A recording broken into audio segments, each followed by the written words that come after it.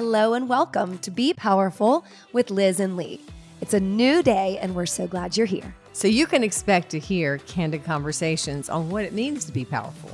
Live authentically, live in the midst of ups and downs, productively, and above all else, joyfully. We are so thankful for you, our community of listeners, and we hope you enjoy today's show.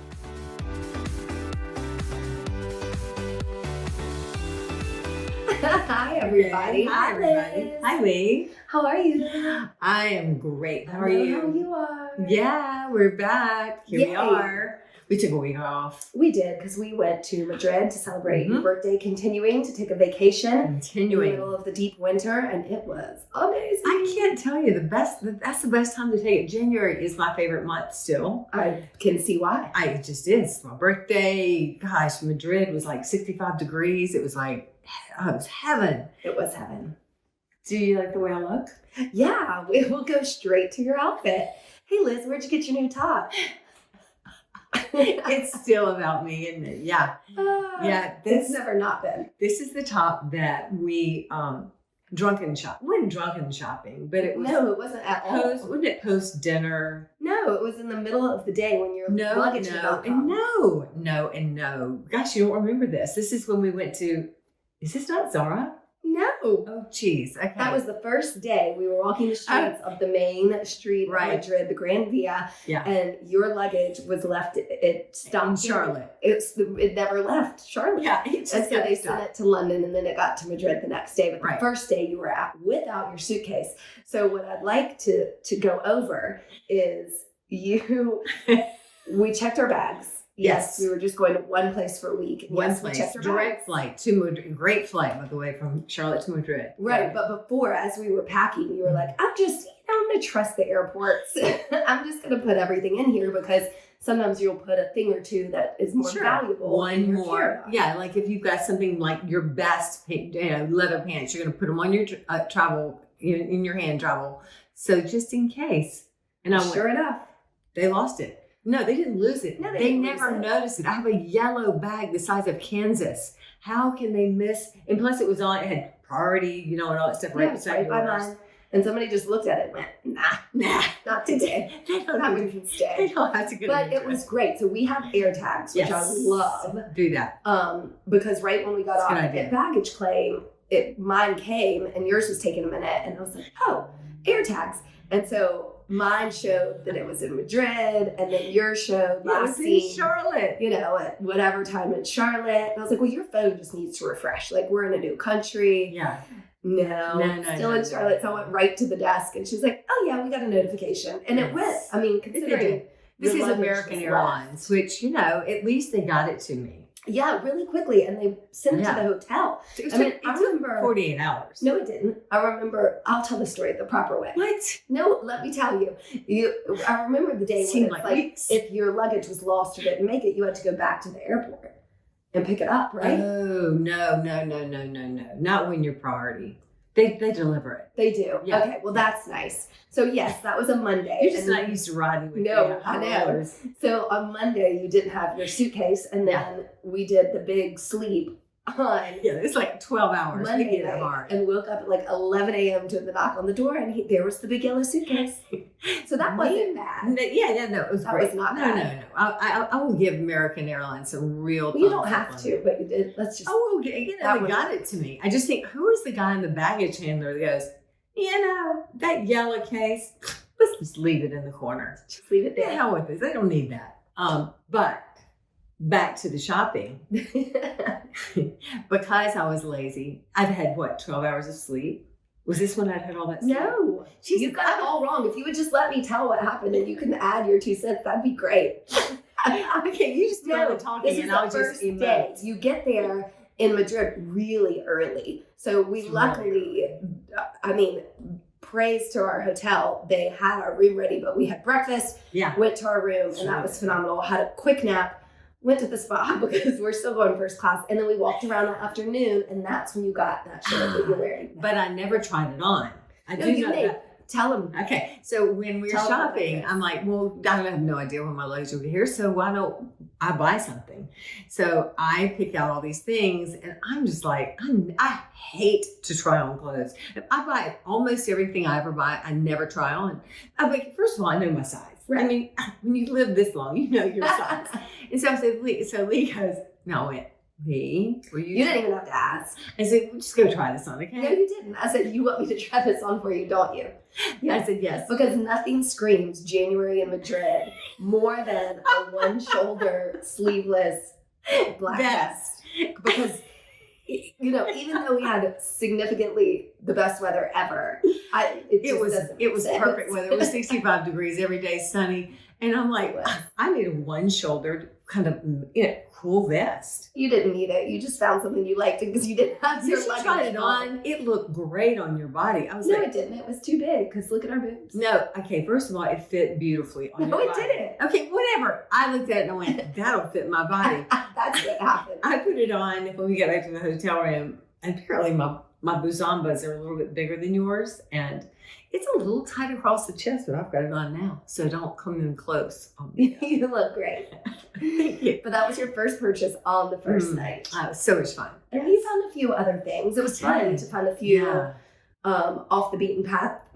I guess they're Spanish brands or boutiques, like nothing that you would know, except for we did do one quick Zara haul. We did Zara. That's right. That was the night after we'd been out to dinner. Cocktail or so. Yeah. But no, in praise of Madrid, and the only other place in Spain I've ever been was Barcelona, and here comes your travelogue. It is the friendliest city in the whole world. Now, I haven't seen everybody in the whole world, and I'm sure I'm wrong. For me, of all the places I've been, and I've been to a lot of big cities in the world. Right. It was from the moment you get off the airplane to the moment you walk into your hotel, whatever you're doing, the taxis, everything, the friendliest human beings on the planet, and the money. I mean, it was so inexpensive, and we went first class. And so shopping for me was like, wait a minute. That's the other good thing about January. You're running into sales. It wasn't even just sales. I know, but still. Their full prices were a quarter of what we pay here. And their fashion is kind of cool and different and sort of Spanish. I mean, there's sort of like that's it's just kind of bold and passionate and kind of like more practical. Normal. I mean, but no frills. There are no frills in Spain. Zero. It's all about structure and clean, colors, which is my layers, kind of thing. Yeah. Comfort. I mean, people are walking the city and they'll have cool shoes on. Yes. And everyone, like, it's a vibe that kind of looks the same, like big city walking layers, but nobody looks quite the same. Yeah. They're all structured. They're my style. Yeah. They're my style. You know, take your frills and go somewhere else, but not in Madrid. And I loved it. So, and I remember being in Barcelona and shopping and not liking the fashion at all. So it's interesting. I don't know if that's just Madrid or what. Right. And that was a while ago. Yeah, that was a while ago. That was probably 10 years ago. No, but I agree on the friendliness. And I mean, from the airport where people can get a little stodgier inside all day, I thought it was just lovely and clean. Yes. And then the minute you get in the taxis, I loved them. They were all white and clean. Like hybrids. Yes. You know? Yes. The cab drivers were friendly. The cars were clean and easy. And I would say Madrid's our easiest, because we did a lot of capital cities last summer. Definitely the easiest walking city. Oh my gosh, yes. We walked every single day. And we made the comment that no one was fat. I mean, I'm just going to say it. No one was fat. No one was obese. Listen, every single time we sat down for lunch, we had bread and, there was lots of meats and pork and all these great foods, which we need to talk about also. And that Lee kind of freaked out about. But I mean, lots of food. But again, we're in Europe. There's a different standard. There's not the FDA, which lets all kinds of chemicals and antibiotics and horrible things get into our food system that makes us all fat and sick. They don't have that in Europe, and they certainly don't in Spain. And we had some real interesting dinners, and Lee kept going, oh, we have to go to, you want to tell them about your experience at one of the best restaurants in Madrid? Sure. Or do Oh you my know? gosh. I mean, No, I do. Okay, so what we're gonna do also is kind of do like our travel recap, not like a guide, but what we did and enjoyed or any comments or whatever. And we're gonna link that to Liz's blog this week. Yes. So that you have like a little reference point. So let me start by saying, back up before we get to the food. Right. Of course, we used travel agent friend Lucy Williams, who we talk about all the time. And you've just got to understand why that's so important. We did not do a guided tour. We did not do cars. We did not do anything like that. We just went to the airport, got a taxi, went to the hotel. But the hotel, you know, first of all, we stayed at a very nice hotel. Well, just tell them what it was. Mandarin Oriental Ritz. So you got the Mandarin Oriental and a Ritz that was redone 2 years ago. Yeah, it was from 1913 originally. Was built. Even. Yeah, and it was pristine. Yes, and that's where the service was just off the hook. But you go in January, plus you stay there for a week. We got every third night, the fourth night is free. So of the 6 nights, 2 of them were free. So it just, anyway, it made so much sense to stay there because we usually don't do like a big splurge. We'd be more on the boutique level. So anyway, that was our hotel. Highly recommend. She's got other ones in the city that are also great. But we went with that. And then the beauty of booking for a travel agent, one, it's like the hotel knows you. They're expecting you. They have a connection with you. It was your birthday and they sent like cake and balloons every day, twice, 2 days. 2 days in a row. We had champagne. We walked in the cake, and y'all know I don't eat sugar. Right. I ate the cake both times because we did try it. Incredible. So good. But we walked in the second night and they had a 7 in a gold balloon. They had taken a C and like stretched it so it made a 0. And that was just when we walked in from being out at night was in our room. It was really special. They knew us. And all the staff knew us. It was really, really special. So that makes that special. Plus you get the free upgrade. So we went from like a regular room to a junior suite. Just because. And then every breakfast was free. Just because of Lucy. That's what I'm saying. That's the whole point. And then $100 resort credit, which we immediately used at the spa. So it's like you can't not do that. Right. Okay? So just another tout. So anyway, we'll include all the details in this blog post. But I will say about the food. I loved it. I'm just going to say that. Research and travel. So there's one place called Sala des Pieds. Which is hard as hell to get into. Right. It's very hard to get into. And for some reason I was tired and almost didn't go. Right. But then I said, well, I asked the concierge and he said, there's something going on in town and you're not going to be able to get a reservation enough. Because it's their number 1 or 2 restaurant in town. So I recommend you go. And so I said to you, I'm going without you. And she was like, let's go, mount up. No, all you have to say is, I'm going to do it without you. I rallied. I was just tired. I was jet lagged. But then party started. We got there, the party started. These people put us in the best table in the whole restaurant. It's just dramatic. I am Spanish. I am coming back from Madrid and they are all dramatic and very bold. And so we sit in this great table. This guy that's probably my age or something just comes over and he's got all these menus and this, that, and the other. And we just sort of go, yeah, let's have that menu, which didn't realize it had like 10 courses. It's a lot. Yeah, because we'd already had our ginormous lunch, which we did every single day. And I'm going to let you do the description because you're going to be better. But every single dish came sort of like walking across the table, like a live animal, you know, like it wasn't cooked. It was raw. They cooked or they seared it at your table. It was so healthy. I mean, I had raw beef. We had raw tuna. We had raw everything, you know, it was high grade. It was delicious.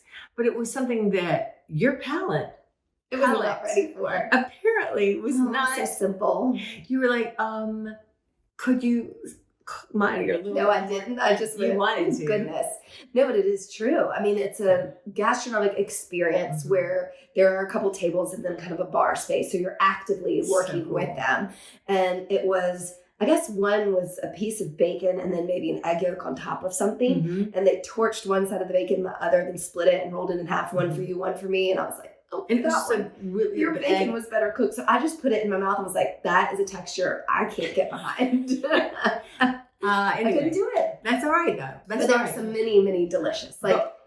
I know it was delicious And some of it I couldn't handle. And let's just, and we're not going to stay on the food too long because there's so much, but the very first night also, you did this. Lee booked us into the oldest known restaurant in the whole wide world. And the guy took us on the tour from the 1500s, am I correct? Yeah. From the 1500s, we went through the whole thing. Then we sat down to like a bone with some fat on it and a little bit of pork. And that's what that was. And then I can't remember the rest of it because we both looked at each other and we went, can't do this. God, this is really different. This is hard, but I loved it. I mean, the experience was exactly. It was a great experience. I mean, and that's what and they were so friendly. You were like, I want to eat it, I want to. And that's just what you do on vacation is go experience. And I don't try to get too touristy Trappist, but this is definitely one. You had to do that. Botine, it's just Google. We'll have it all on the blog. It was cool to do that experience. Like I would have been like, whatever, had we just sat down for dinner and I didn't know what to order. But I mean, there's caves and 4 stories and you hear the history of it and it's just cool. But yeah, suckling pig is not my jam. Their little heads and their little snouts and everything. It was there. It was like, anyway, we loved it. Experience A+. Experience, the whole experience. And just travel in the first place.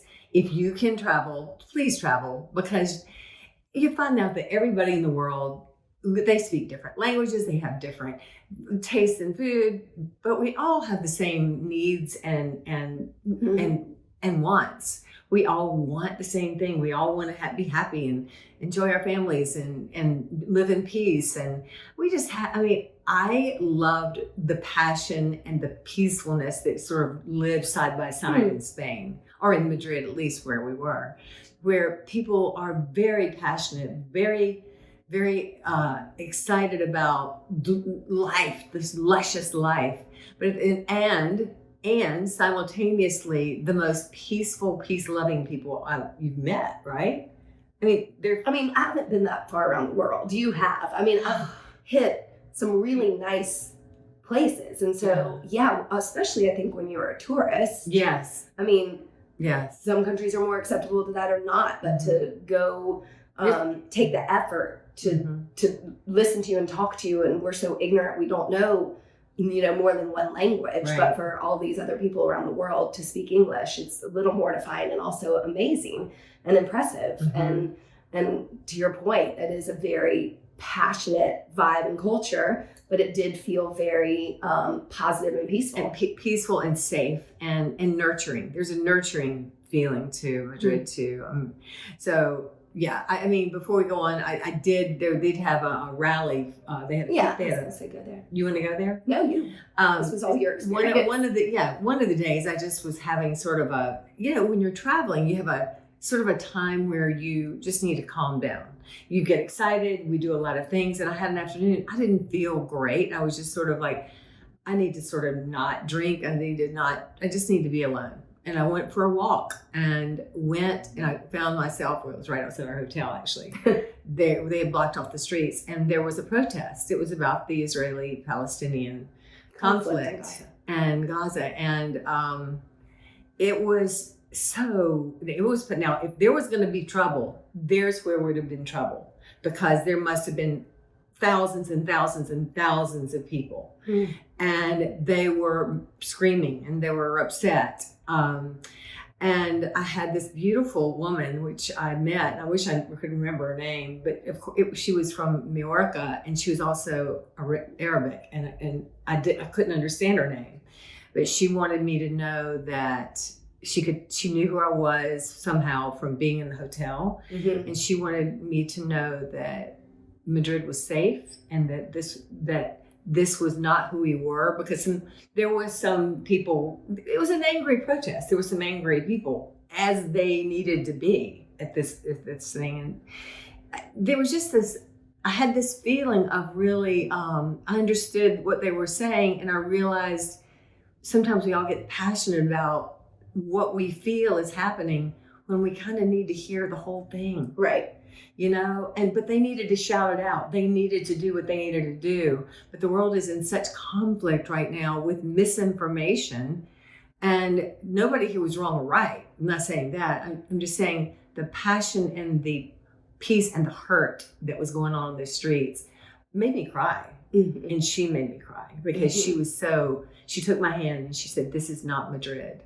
And I said, "Have you been to the United States?"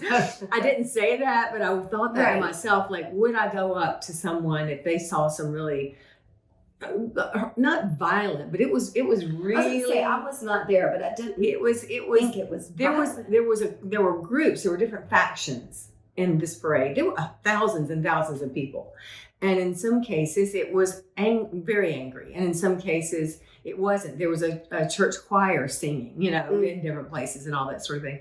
Madrid did a great job with that because it was planned. It was planned. We did have a note in our room that said tomorrow from 4 to 7. If you're going anywhere, please know that in central Madrid there will be a protest. Yeah. We didn't know what it was about. We didn't know what it was about, and I know what it's about now, but I couldn't understand all the different factions because people were yelling at each other and having some trouble. So.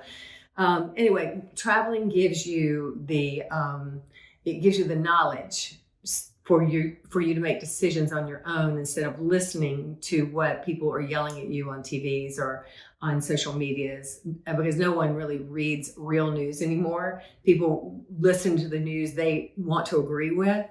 And so I found myself on the street with many factions of disagreeing people and thought, I love the fact that she wanted to say, this isn't just who we are. Right. Does that make sense? And it reminds me that when you travel, you get to realize, we live in such a bubble in the United States. And maybe in different countries, they live in their own bubbles. But when we get outside of our bubbles, we can see how we're so much alike. And we all just want the same thing. We want these wars to stop. We want the factions behind them to stop.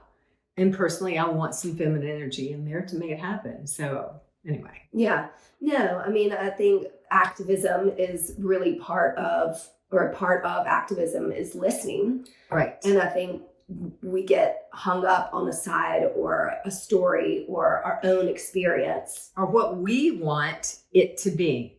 Everyone, I think, wants it to be simple. Like, well, there's right and there's wrong. Oh, you can see evil when it's happening, but where's the subtlety of where you can mold it? What am I trying to say? Meet the insanity and the fear and the pain, and meet that with some sort of structure that diffuses it. Mm-hmm. And right now we've got this going on. We got heads beating against heads like rams running into each other in the hills, and that's not the way you find peace. And so, certainly, I know nothing about politics, but what I do know is that we need some different energy in places where decisions are being made for these things to happen. Right. Traveling helps you see that. I think so. Always to be outside of yourself and to be an observer in different places where it doesn't necessarily affect you, to remember that it affects everyone or certain people and different groups, big and small, and then that affects the whole world. So knowing, what is going on outside of, only what works for you, and then not caring about the rest is just a limited way to be. We had a political figure staying in our hotel. Let's tell them who it was. Well, I will, but the build up was that, we would go in the back elevator instead of the main queue. It was just closer to our room or whatever, and you got to walk through. Can I just give some reality to what we were staying in? A really shishi room. We had a great room on the same floor. Don't tell yet. Okay, don't tell. Jeez. As a very important person. Don't jump the shark. I'm not Anyway, we were in the back elevator. It's not a service elevator. It's like... No, I know. I'm just saying we chose the back one that led up and down to the spa in our room. And right when you got out of the elevator on our floor was situated like security for days, just sitting for hours and 24 hours and 48 hours, just sitting.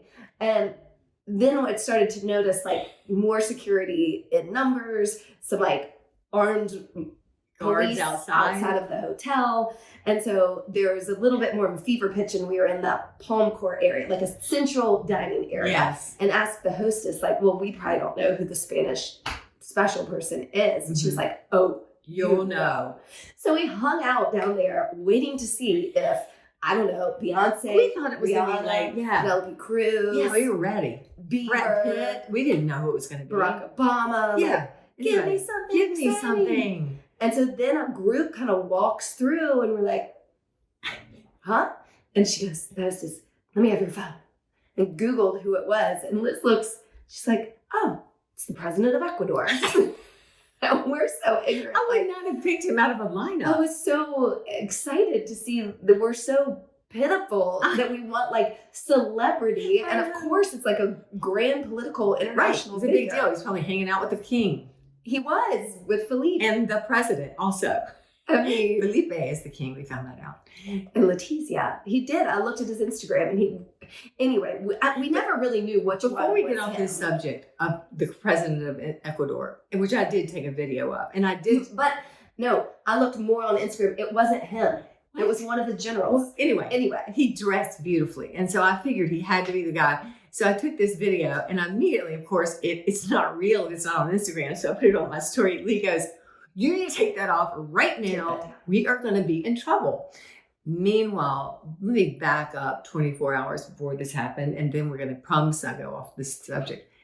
We come in and it's not that we were, two in our cups, but one of us was a little in our cups this one night when we walked in.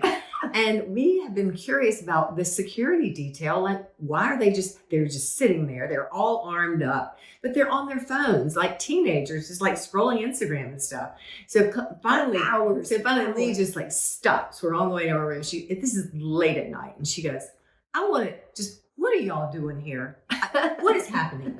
I don't know all the words you said because as soon as she started berating the guys with the microphones and the guns and stuff, I thought it's time for me to go to the room. So I left you. You left me. I left you. I was right behind you, but I'm pretty sure they didn't respond.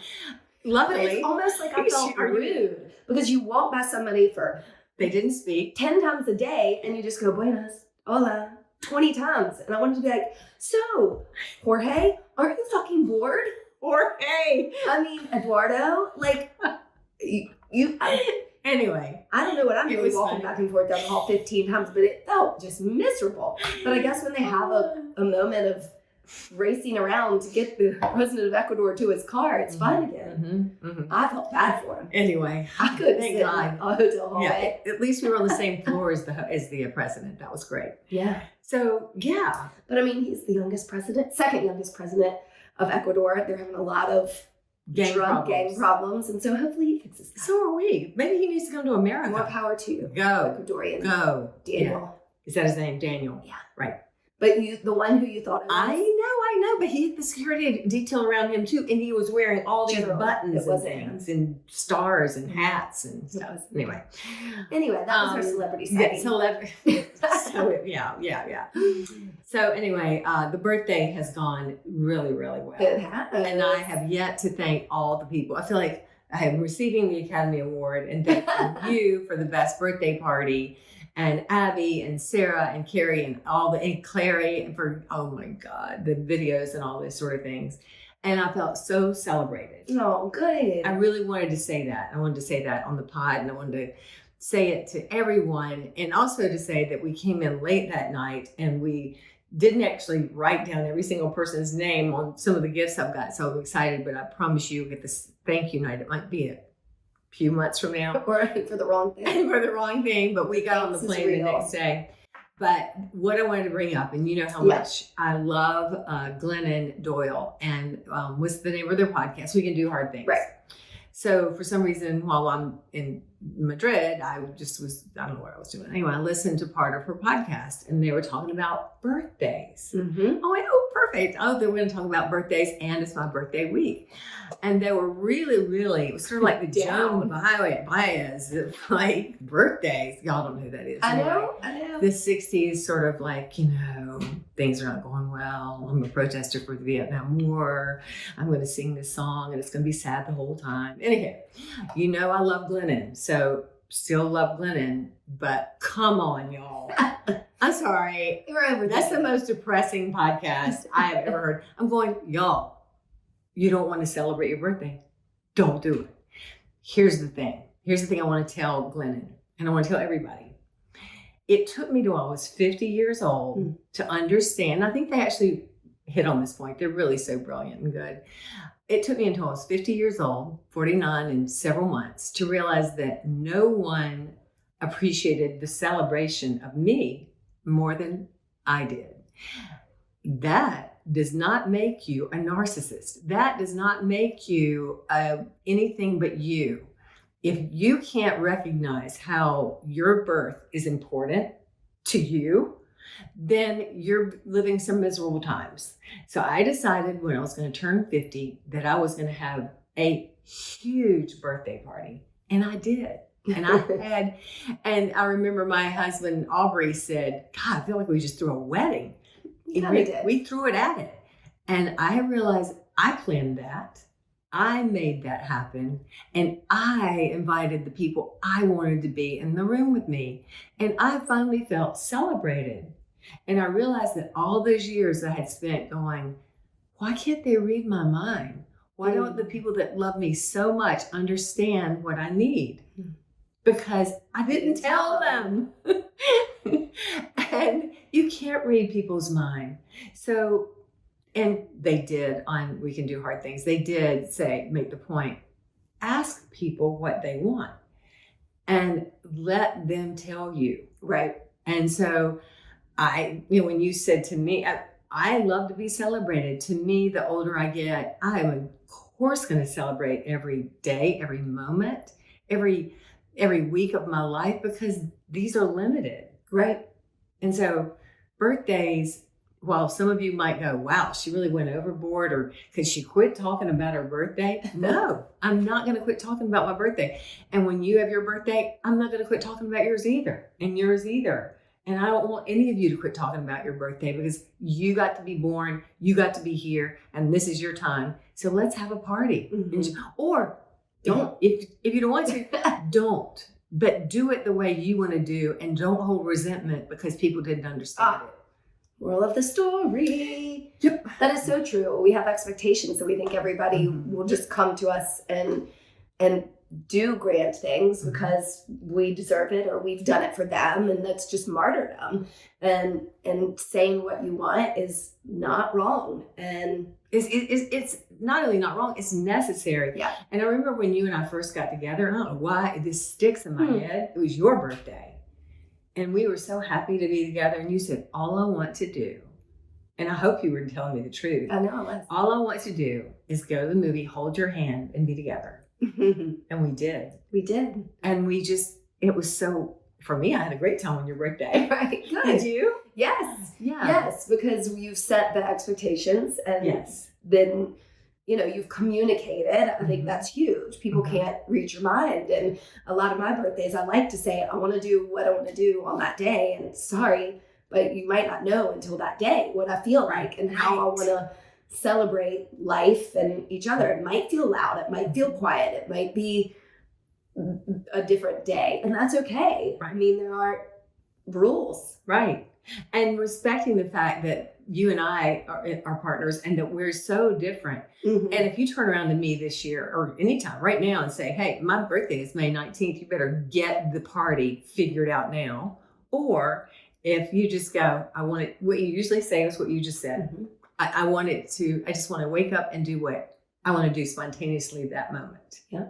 Which we really should be able to do every day, but we can't. There's some other things we have to do every day, but that is so true. Yeah. And I think that point about that you and I are really so different kind of goes back to the travel too, that we really are so different, but we come together in this very magical way where we want the best for each other. Like your wishes, your boundaries, even your dreams and hopes might look different from mine, but you let me know them. Yeah. And I let you know mine. And because we hear each other and listen to each other and communicate and don't hold resentment, then that's why it works, because you're working together on something without just hoping you'll figure out everything that I need. I wish I had the words to say how great it is to travel with you. I don't have those words. Because it's just like we meld into this one person, and it's not that we don't have some conflict. We don't have much, not hardly at all, actually.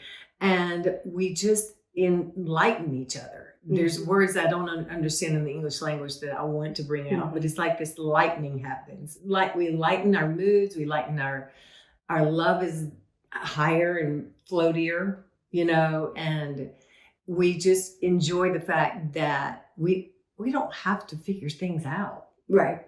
You just can't do. Actually, you've already figured them out. You know all the planning. A little planning, but it's like you say around the holidays. Don't set your expectations so high. Yeah. We always say I could go anywhere with you. We have the good fortune to get to pay to fly to some different places in the world and just experience that. So if you have the same kind of mentality about it, we do. Like neither of us want to wake up and go find a coffee shop down the street and start the day at 8 a.m. And so that's great. But let's say you did and I didn't want to, then we don't. Like the day you needed to be by yourself, we're talking about that was only like an hour for too. 5 seconds. It's weird because I don't like to be away from you. No, but if you need to, but I just needed to be focused on something because something was just I was having a moment. And I love that. But what you just said about the mornings, you're a go-getter. You get up and go. And when I'm on vacation, I stay in the bed. I order room service. I read the news.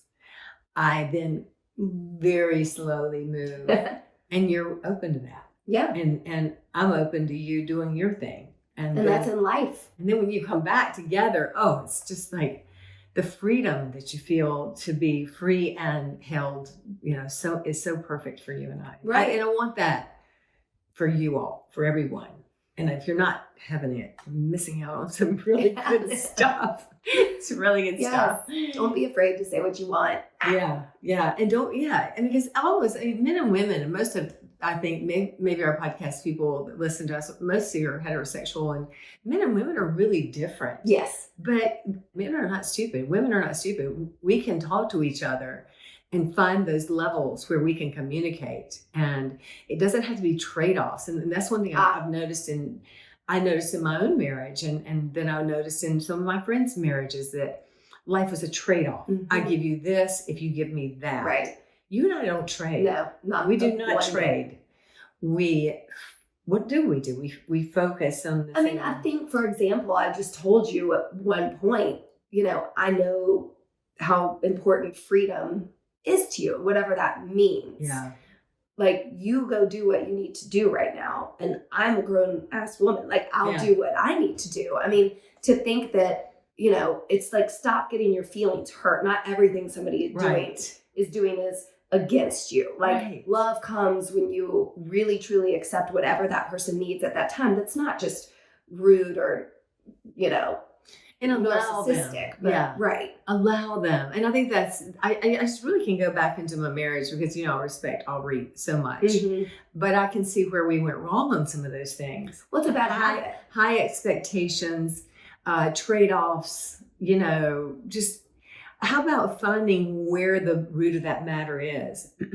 And whereas sometimes the male energy is a little harder to come into the more yin energy, the feeling energy, the expression of their feelings, it can be done. Yes. And it's not complicated. It's not as complicated as we make it be. Right. And it does help that we're both women. I think so. And we have that energy. But I do see some great heterosexual marriages or relationships where they have found that way to do it. And it takes courage to be yourself. Right. And once you have that courage to respect yourself enough to say, I'm important enough to really let you love me. Yeah. Not just the facade or the person I want you to think I am. Don't trade off, just start living. Yeah. Yeah. And that's what we get to do. And that's why we're going to celebrate birthdays and celebrate every single day. Yes. Gosh, I want to come up and I want to thank Molly Shaw for a book she gave me that I've started reading every single morning starting today because I was in Spain until today. And it's about so you don't read on vacation. Oh no, I didn't know, but I didn't have the book with me. No, I know. But it's a poet that was actually on We Can Do Hard Things that she gave me. I'm not coming up with the name, but she's really talking about this in the book. The next podcast I'll tell you because that good of a book. But anyway, find ways to respect yourself enough to let somebody love you. I love you. I love you too. Did we do it? We did it. Again? Welcome home. Here we are. Bye. Bye. See you soon.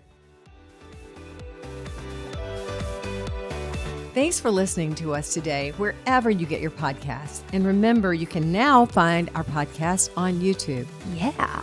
If you liked it, please share, rate, and review. We love 5 stars. And we hope you'll work out with us online or in studio at HilliardStudioMethod.com.